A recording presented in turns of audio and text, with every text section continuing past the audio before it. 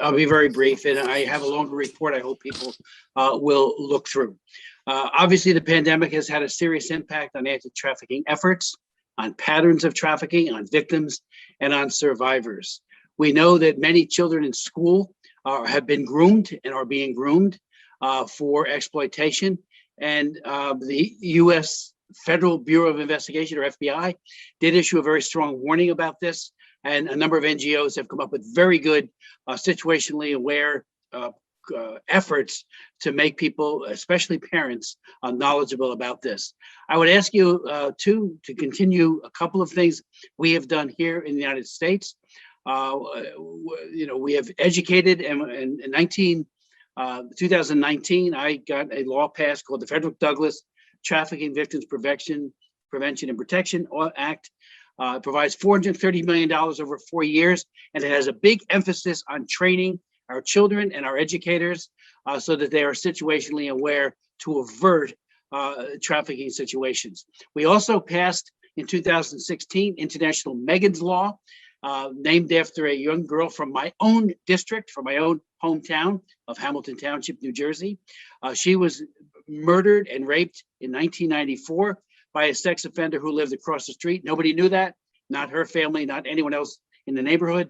All 50 states now have a Megan's Law requiring sex offenders to register with local authorities upon release from prison. International Megan's Law takes the lessons we've learned and expands them to protect children abroad through an efficient system that is consistent with the civil liberties of perpetrators, warns foreign law enforcement of traveling sex offenders. Remember, these are all convicted individuals, and it has made a difference. Over 100 countries have been notified of these traveling, what used to be more invisible. 13,000 convicted child predators we've noticed countries since 2016. And empowered with this information, almost half, 5,500, were denied entry.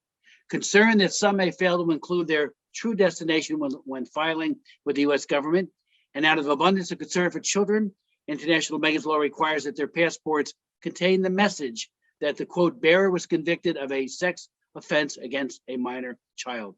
International Megan's Law mitigates the invisibility of child sex tourism, and I do hope all of you will look to be part of this program and even do a similar program yourself.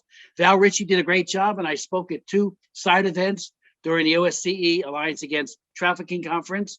He wrote a very good piece on combating demand, and I encourage people on this call, on this WebEx, to take a look at it. Finally, I welcome the recent establishment of the international, like you, welcome the International Survivors of Trafficking Advisory Council.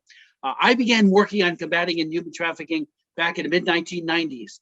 After meeting and listening to survivors, I was and continue to be, like you, greatly moved by their extraordinary courage, their resiliency, and their fervent hope that no one ever suffer the cruelty that they have endured.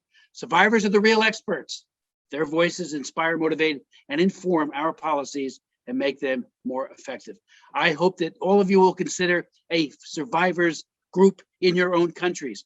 We who have one in the United States, I again just met with them 2 weeks ago, and they provide amazing insights as to what we should be doing to try to prevent trafficking, protect the victims, and prosecute the perpetrators. Thank you, Mr. Chairman, Mr. President, and I do hope you look at the longer version of my report.